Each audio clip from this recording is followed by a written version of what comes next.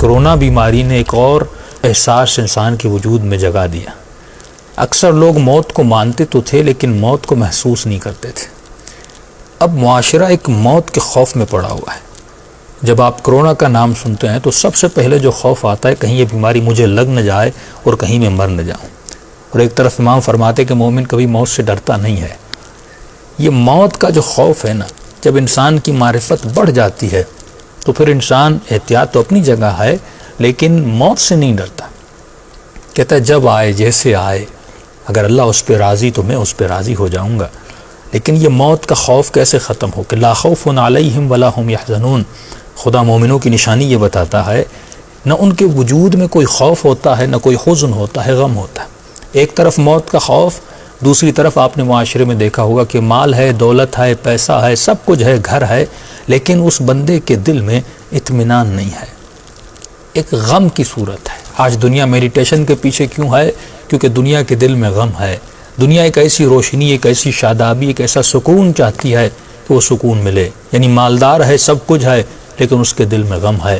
اور ایک طرف آپ ایک فقیر کو دیکھتے ہیں، ایک ولی خدا کو دیکھتے ہیں جو کسی چھوٹے سے کمرے میں کسی چھوٹی سی جگہ پر سویا ہوتا ہے، لیکن اس کے چہرے پہ عجیب سے اطمینان ہوتا ہے۔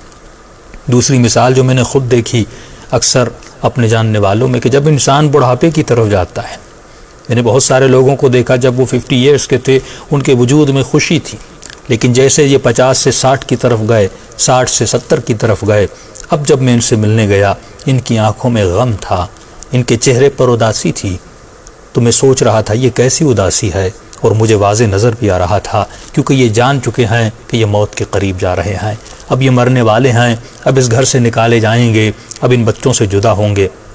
تو یہ جو غم ہے انسان کے وجود میں موت کا، جب وہ بڑھاپے کی طرف جاتا ہے، جب وہ کسی بیماری کا نام سنتا ہے۔ دوسری طرف میں نے دیکھا کہ ہمارے علماء، ہمارے بزرگ علماء، ہمارے مراجع، آیت اللہ بہجت جیسے، امام راحل جیسے، جب وہ بڑھاپے کی طرف جاتے تھے، جب وہ 60 70 کو کراس کرتے تھے، تو میں نے ان کے چہرے پہ نہ غم دیکھا نہ اداسی دیکھی، بلکہ جیسے جیسے بوڑھے ہوتے جاتے تھے، ایج بڑھتی جاتی تھی، 75 کو کراس کرتے تھے، 80 کے قریب آتے تھے، ان کے چہرے پہ اور شادابی آتی تھی، ان کے چہرے پہ اور رونق آتی تھی۔ میں نے کہا یہ رونق کیسی ہے؟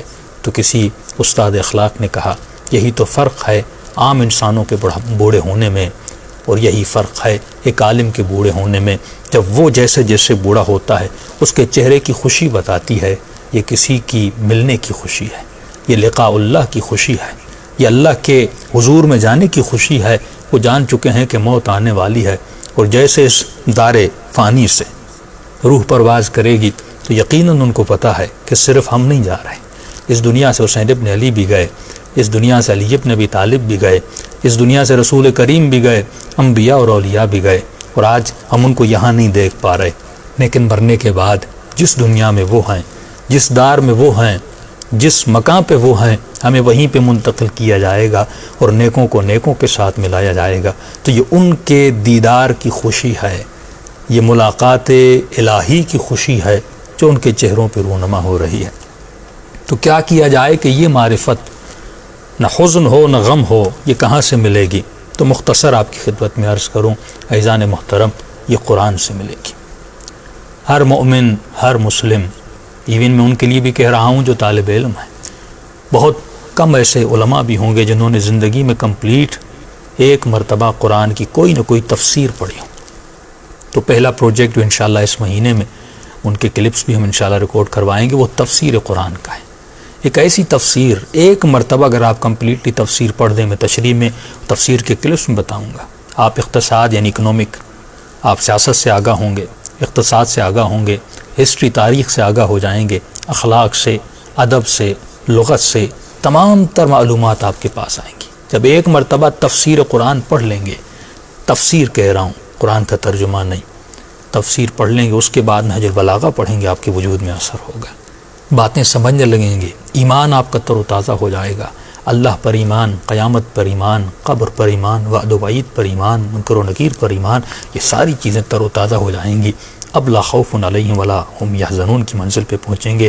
کچھ علم اکتسابی ہوتا ہے، مجھے اور آپ کو کسب کرنا پڑتا ہے، جب آپ محنت کرتے ہیں کہ لیس الانسان الا ما سعی، جب آپ محنت کرتے ہیں، کوشش کرتے ہیں، اس کے بعد کچھ علم ایسا ہے جو خدا اپنی طرف سے بندے کو عطا کرتا ہے، جیسے من لدن کہتے ہیں، علم لدنی کہتے ہیں، لیکن آدھا اکتسابی ہے۔ بندہ کچھ محنت تو کرے، کچھ کوشش تو کرے، اپنے ہاتھ میں دانہ لے، زمین میں ہل تو چلائے، اس کو نرم تو کرے، پھر اس میں دانہ ڈالے، پھر اس کی محنت ہے، پھر پروردگار عالم کی برکت ہے، اس دانے کو پودا بناتا ہے۔